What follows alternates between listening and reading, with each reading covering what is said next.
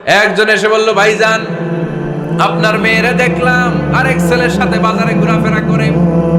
ওই রমনার বটমূলে দেখলাম আপনার মেয়ে আরেক ছেলেরে নিয়ে ফষ্টি নষ্টি করে। লোকের কথা বিশ্বাস করে বাসায় যে মেয়ের চুলের মধ্যে ধরে মাইর, আইজো মার কাইলো মাইর। এরকম হইতে পারে না? হয়তো ওই লোক আপনার মেয়ের মতো দেখতে আরেক মেয়েকে দেখছে। এরকম হয় কিনা সমাজে? একজন এসে বললো, ভাই আপনি এখানে ভাবিরও তো দেখলাম ওই জায়গায় আরেক লোকের সাথে ঘোরাফেরা করতেছে, খবর রাখেন না বাসা? আপনি রেগে মেগে, ঘটনা কি? আমার খেয়ে আমার পরে আরেকজনের সাথে, যে এই বাড়িতে যে মাই, কোনো কথা নেই। দেখবেন যে ছোট্ট মারামারি থেকে এই ঘটনা অনেক সময় বিচ্ছেদ বা ডিভোর্স পর্যন্ত গড়ায়, ঠিক কিনা? ওই যে শোনা কথায় কান দিছে, ফাতা পাইয়ন, আপনি চেক করেন নাই। হয়তো আপনার স্ত্রীর মতো দেখতে বা আপনার স্ত্রী যে জামা পরে, যে পোশাক পরে, এরকম পোশাক পরে আরেক নারীকে দেখছে, আপনার বউ না এটা। আপনার মেয়ের ব্যাপারে যে তথ্য দিয়েছে এটা সঠিক নয়। সে আপনার মেয়ের মতো আরেকটা মেয়েকে দেখেছে, এসে আপনার কাছে বলে দিছে, আপনি বিশ্বাস করছেন। ভেজাল আছে না নাই? এই ভেজালগুলোকে থামানোর জন্য কোরআনে এই বিধানগুলো নাজিল করেছে কে? তাহলে ফরিদপুরের ভাইয়েরা, সমাজকে সুন্দর রাখার তথ্য একটা শুনলেই বিশ্বাস করবেন না। সিলে কান নিয়ে গেছে শুনলেই সিলের পিছনে তো নাকি কি করবেন? আগে কানে হাত দিয়ে একটু দেখবো কান দুইটা আছে না নাই, তারপরে চিলের পেছনে দৌড়। তাহলে এখন থেকে আমরা তথ্য একটা শুনলে বিশ্বাস করব। তাহলে কি করবেন? বলতে হবে কি করবেন? যাচাই বাছাই, জাস্টিফিকেশন অফ দ্য নিউজ। কোন নিউজ জাস্টিফিকেশন ছাড়া আমরা প্রচার করব, বিশ্বাস করব, শেয়ার করব না। আল্লাহ বললেন, ইয়া আইয়ুহাল্লাযীনা আমানু লা ইয়াসখার কওমুম মিন কওম। ওহে আমার ঈমানদার বান্দারা, শোনো শোনো, খবরদার কখনো কোনো মুমিন বান্দারে ঠাট্টা করো না, অবজ্ঞা করো না, ঠাট্টা করো না। তার মনে কষ্ট হয় এমন কোনো কথা তারে বলো না। Never scoff of anybody. কাউকে নিয়ে ঠাট্টা করবেন না, তার দেহ নিয়ে, তার আকৃতি নিয়ে, তার বংশ নিয়ে। এক লোকের বাবা ছিল চোর, কিন্তু তার ছেলে অনেক ভালো। আপনি কি তারে বলতে পারবেন তুই চোরের ঘরের চোর? বলতে পারবেন? চুরি করছে বাবা, ওর কি দোষ? কথা বলেন। এগুলো কবিরা গুনাহ। আওয়াজ করে বলেন তো কি গুনাহ? কারো আকৃতি নিয়ে, আমার ফরিদপুরের কলিজার টুকরা যুবক ভাইরা, কারো আকৃতি নিয়ে কখনো অবজ্ঞা করবে না, তুচ্ছ জ্ঞান করবে না। এটা কবিরা গুনাহ, এটা আল্লাহ খুব অপছন্দ করেন। এর কারণ আকৃতিটা আমাদের হাতে নাই। আমাদের কারো নাক লম্বা, কারো খাটো, আমরা কেউ কালো, কেউ সাদা, আমরা কেউ স্মার্ট, কেউ অন্যরকম। তো এই যে আমাদের এক এক ধরনের আকৃতি, এটা কি আমি বানাইছি? আপনি বানাইছেন? দিছে কে? এই জন্য কারো দেহের গঠন নিয়ে যদি আপনি অবজ্ঞা করেন, এটা প্রক্ষান্তরে আপনি স্রষ্টাকে নিয়ে অবজ্ঞা করেন। কারো দেহের আকৃতি নিয়ে যদি আপনি তুচ্ছ করেন, তাকে তুচ্ছ করেননি, আমার রবকে আপনি তুচ্ছ করেছেন। চিল্লায় বলেন ঠিক কিনা? খবরদার, তুই কালু, তুই লম্বু, তুই মোটু, তুই কানা, তুই রোহিঙ্গা, আছে না নাই? ইদানিং ইদানিং এটা খুব চলে। এই রোহিঙ্গা নামটা আছে না? ফরিদপুরে এগুলো ঢুকে নাই না? আমাদের ওইদিকে দেখি কি অবস্থা, কারোর সাথে কেউ লাগলে তুই রোহিঙ্গা। কি আশ্চর্য! এই গালি কবে আসলো? হ্যাঁ, অনেক ধরনের গালি। ঢাকায় আর একটা চলে ফইন্নির বুথ, কি বলে? এই এগুলো আগে শুনি নাই আমরা, রিসেন্ট এগুলো বলার শুরু করছে। ফইন্নির বুথ, রোহিঙ্গা না, এগুলো বলে আপনি কাউকে অবজ্ঞা করতে পারবেন? পারবেন না। খবরদার, এটা কবিরা গুনাহ, এটা ছোট গুনাহ মনে করবেন না। কারণ আকৃতি নিয়ে তুচ্ছ করা যায় না, কারণ আকৃতি দান করেছে কে? ওয়াল্লাযী ইউসাউবিরুকুম ফিল আরহামি কাইফা ইয়াশা, লা ইলাহা ইল্লা হুয়াল আজিজুল হাকীম। তিনি এমন সত্তা, যিনি তোমাদের চেহারার অবয়ব দিয়েছেন, তোমাদের আকৃতি দান করেছেন তখন যখন তোমরা মায়ের পেটের ভেতরে ছোট্ট চোখের মতো ছিলা। মায়ের পেটের ভেতরে আমরা যখন সবাই এত ছোট্ট, তখনই আমাদের চেহারার আকৃতি দিয়েছে কে? কে সুন্দর হব, কে ছেলে হব, কে মেয়ে হব, কে মোটা হব, কে চিকন হব? আমার ইচ্ছা হয়েছে? আওয়াজ করে বলতে হবে, কার ইচ্ছায়?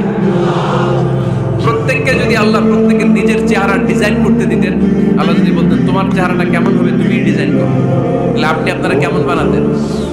হ্যাঁ, বলেন, ফরিদপুরের ভাইরা বলেন, সুন্দর করে বানাতেন তাই না? সবচাইতে স্মার্ট, সবচেয়ে সুন্দর করে আমি আমার চেহারাটা বানাতাম। যদি আমাকে ডিজাইন করার সুযোগ দেওয়া হতো, কিন্তু এই সুযোগ তো আল্লাহ দেন নাই। ডিজাইন স্বয়ং করে দিয়েছেন কে? কোন নারীকে যদি আল্লাহ বলতে, এই নারীরা তোমাদের চেহারা কার কেমন লাগবে তোমরা বানাও, প্রত্যেক নারী কি করতো? বিশ্ব সুন্দরী করে নিজেকে বানাতো।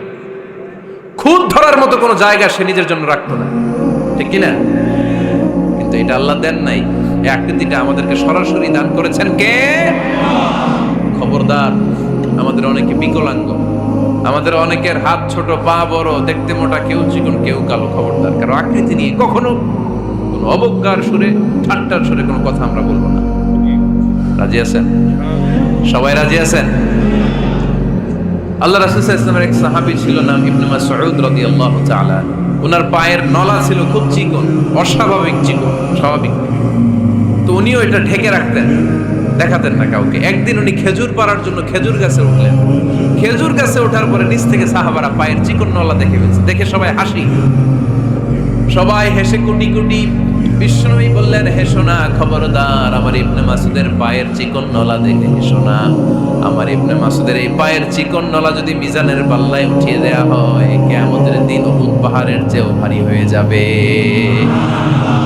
খবরদার, আমার ইবনে মাসুদকে আমার আল্লাহ অনেক পছন্দ করে, তার পা চিকন দেখে তাকে তুচ্ছ করো না। আল্লাহর হাবিব সাল্লাল্লাহু আলাইহি ওয়াসাল্লামের 11 জন স্ত্রীর মধ্য থেকে একজন স্ত্রী ছিলেন একজন স্থূল আকৃতি, অবেসিটি ছিল, একটু মোটা। ওনার নাম ছিল সাফিয়া রাদিয়াল্লাহু তাআলা আনহা।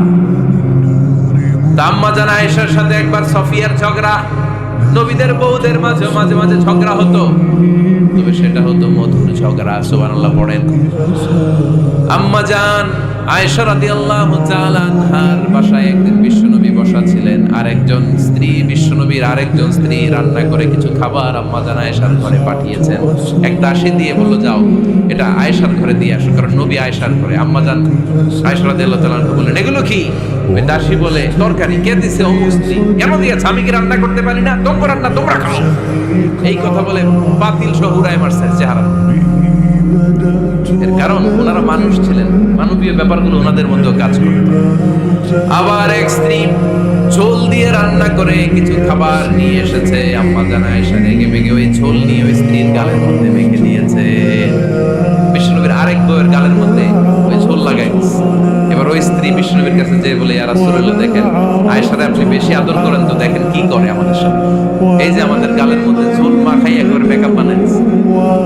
বিশ্বনবী সাল্লাল্লাহু আলাইহি ওয়াসাল্লাম বললেন, তাই আয়েশাকে ডাকো। আম্মা জান আয়েশা রাদিয়াল্লাহু তাআলা আনহা আসলেন। আল্লাহ রাসূল সাল্লাল্লাহু আলাইহি ওয়াসাল্লাম বললেন, তুমি কি আমার এই স্ত্রীর সাথে এমন আচরণ করেছো? আম্মা জান আয়েশা বললেন, করেছি। কেন? আম্মা জান আয়েশা বললেন, তখন মেজাজটা গরম ছিল, এখন বুঝতে পারতেছে আসলে এই কাজটা করা ঠিক হয়। এবার বিশ্বনবী বিচার করবেন। বিশ্বনবী বললেন, আল কিসাস, যেমন করা হয়েছে বিচার হবে তেমন।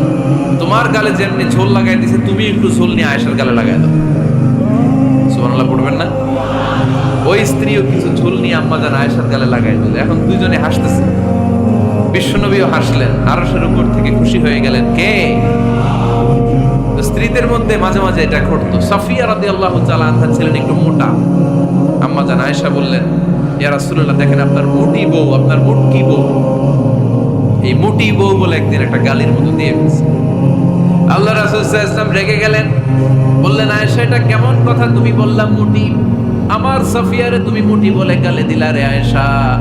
ইয়া আয়েশা লাকাদ কুলতি লা কালিমা লাউ মুসিজাত বিমাইল বাহরি লামাসাজাত। এমন একটা মন্তব্য তুমি সাফিয়ার ব্যাপারে করে ফেলেছো রে আয়েশা, এই কথাটা যদি সাগরের নীল পানির মধ্যে ছেড়ে দেয়া হয়, এই কথার পঙ্কিলতার কারণে, এই কথার কর্দমাক্ততার কারণে, এই কথার পঙ্কিলতার কারণে সাগরের সব পানিগুলো মুহূর্তের মধ্যে কালো হয়ে যাবে। এই কথাটা সাগরে ফেলে দিলে সাগরের নীল পানি পুরোটা কালো হয়ে যাবে। আয়েশা, খবরদার, তুচ্ছ করে অবজ্ঞা করে কখনো কিছু বলা যাবে না। এই জিহ্বাটা এটা ভয়ঙ্কর একটা অঙ্গ। বেশিরভাগ পাপ এই জিহ্বা দিয়ে হয়। কি দিয়ে হয়? এই জন্য সাহাবারা জিহ্বা ধরে মাঝে মাঝে জিহ্বার মধ্যে ব্যাট মারতেন আর বলতেন, জিহ্বা তোর জন্য আমি আটকে যাবো কেন?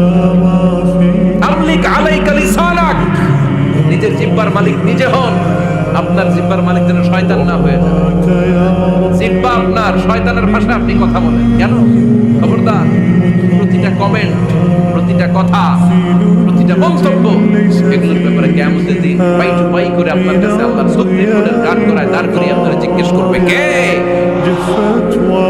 এজন্য বিশ্বনবী বলছেন মাইয়াত মাল্লি মা বাইনা লিহিয়াইহি ওয়া মা বাইনা রিজলাইহি আতমান লাহুল জান্নাহ। আমার কোন উম্মত যদি দুইটা অঙ্গের গ্যারান্টি আমারে দেয়, আমি আমার উম্মতকে জান্নাতের গ্যারান্টি দেব। দুইটা অঙ্গের একটা হলো জিহ্বা আর একটা লজ্জাস্থান। দুই চোয়ালের মাঝে যা থাকে লিজ্জা জিহ্বা, আর দুই পায়ের মাঝখানে যা থাকে লজ্জাস্থান। এই দুইটা অঙ্গের গ্যারান্টি যদি বিশ্বনবীকে আপনি দেন যে নবী জিহ্বা আর লজ্জাস্থান এই দুইটা অঙ্গের কোনো পাপ আমি করব না, নবী বলে আমি দুনিয়ায় তোমার জান্নাতের গ্যারান্টি দেব। এজন্য জিহ্বাটারে সামলান, যা মনে চায় বললেন। খবর আছে না নাই? খবর আছে। মা ইয়ালফিযু মিন কাওলিন ইল্লা লাদাইহি রাকীবুন আতীদ। যা মুখ দিয়ে বের হয় লিখে রাখার জন্য দুইজন ফেরেশতা রেডি করে রেখেছে কে? চিল্লায় বলেন। যতদিন আমরা বেঁচে থাকবো ততদিন থাকবে আমাদের কাঁধে। আমরা মরে যাবো, এই ফেরেশতারা উড়াল দিবে, ঠিক কিনা? দুই কান্দে জি ছিল যে তোমার দুইজনা পাহারা, তোমারে একলা থইয়া পালাইছে তাহারা। তোমার আটকুঠুরি নয় দরজা বন্ধ এবার হলো রে হলো, মুখে আল্লাহ রসুল সবে বলো, ও মুখে আল্লাহ রসুল সবে বলো। দুয়ারে আইসাছে পালকি নাই হরি গাও তোলো রে তোলো, মুখে আল্লাহ রসুল সবে বলো, ঠিক কিনা? এজন্য সাবধান। আমলিক আলাইকা লিসানাক, নিজের জিহ্বার মালিক নিজে হন। মন যা চায় মুমিন তখন ইচ্ছা মতো মন